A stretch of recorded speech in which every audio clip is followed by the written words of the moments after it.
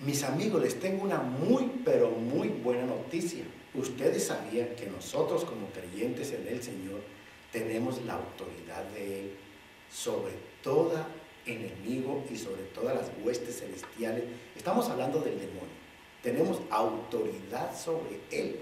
Lo que pasa es que nosotros muchas veces no la ejercemos, primero o muchas veces porque ignoramos que tenemos esa autoridad. También, así como la ignoramos, también nos da muchas veces miedo ejercer la autoridad.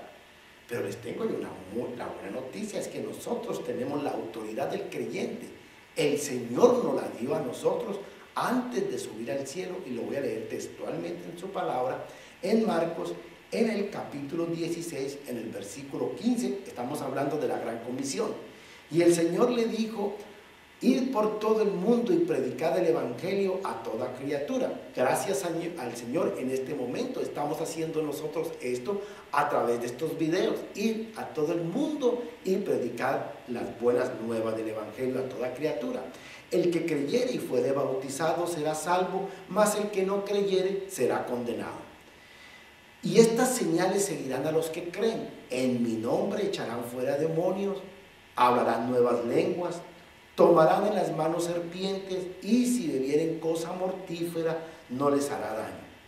Sobre los enfermos pondrán sus manos y ellos sanarán. Esta fue la autoridad que el Señor le dio a la iglesia. Es nuestra, nos pertenece. Lo que pasa es que muchas veces no la queremos ejercer, o no la ejercemos por ignorancia o por miedo. Pero nosotros tenemos la autoridad que ya está en nosotros. No tenemos necesidad de suplicarle a Dios que nos dé la autoridad, siendo que ya Él nos la dio. Cuando, por ejemplo, el heredero ha recibido una herencia, una fortuna, esa persona no clama y dice: por favor, quiero esa fortuna. Ya esa fortuna le pertenece, es de Él. Está en Él tomarla o rechazarla. Hermano, hace unos días les voy a contar una historia que pasó en nuestro ministerio. Llegaron unos hermanos de nuestra denominación, de otra iglesia, y querían hablar conmigo. Y me preguntaron que si yo creía en el exorcismo.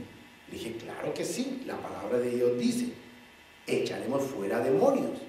Y entonces ellos me dijeron que habían hablado y habían llamado a varios pastores y no les habían puesto atención, que ellos tenían un familiar que estaba poseído del demonio, que si yo les hacía el favor de ir a hacer este exorcismo. Bueno, yo les dije que sí. Me puse en oración, pedí la presencia del Señor, y llegó el gran día en donde tenía que ir a hacer el exorcismo. Me imagino que muchos de ustedes han visto la película de El Exorcista. Y ustedes veían esta muchacha que estaba amarrada en una cama y bueno, destrozada totalmente por el demonio. Pues hermano, cuando yo llegué a ese hospital, a esa clínica, a hacer este exorcismo, la sorpresa mía fue que este hombre estaba exactamente igual. Lo tenían amarrado a una cama, totalmente, brazos, piernas, todo el cuerpo estaba amarrado, y dos guardias de seguridad en la puerta de la habitación. Cuando yo fui a entrar, uno de ellos me preguntó: pastor, ¿usted está seguro de lo que va a hacer? Y yo le dije: sí. Yo ya me había preparado, sabía y sé que tengo la autoridad sobre los demonios, que también la iglesia lo tiene. Y entonces entré allí a aquella habitación y le dije: hermano, vengo a orar por usted y en el nombre del Señor vengo a liberarlo. ¿Sabe qué me empezó a decir este hombre? Se empezó a burlar de mí y se empezó a reírse y me decía: no le van a escuchar porque son muchos y no le están escuchando y se están riendo de usted. Bueno, en ese momento yo tenía que ejercer la autoridad en el nombre de Cristo. Y en el nombre de Cristo, basado en la palabra de Dios, echaremos fuera demonios. Y le dije: en el nombre de Cristo, hoy quedas libre de todos tus demonios. Y usted va a quedar libre, y en el nombre de Cristo lo declaro totalmente libre. Hermanos, de ahí me fui. Y a los 2 o 3 días me llamaron sus familiares para decirme que este hombre había sido liberado de todos estos demonios. Este hombre hoy en día le está sirviendo al Señor y gloria a Dios, se ejerció la autoridad. No debemos de tener miedo, pero una cosa sí les voy a decir: cuando usted vaya a ejercer esa autoridad, usted tiene que estar preparado. Usted tiene que haberse arrepentido de todos sus pecados, haberle pedido perdón al Señor, tener una comunión con Dios al 100%. Esto no solamente sucedió esta vez. Resulta que nosotros en nuestra iglesia estamos situados en un centro que se llama, en una ciudad, pueblo pequeño que se llama Apopka, al norte de Orlando. Y para su información, en este pueblo hay muchos brujos.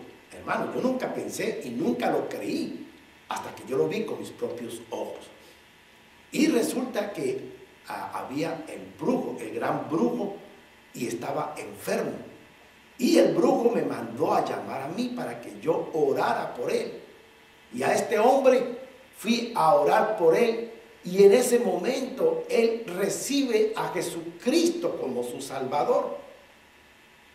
Expulsamos todos esos demonios que lo estaban atando a él en ese momento. Él recibe a Cristo como su Salvador. Después de un tiempo atrás, él murió, pero había dicho que yo le hiciera el funeral a él.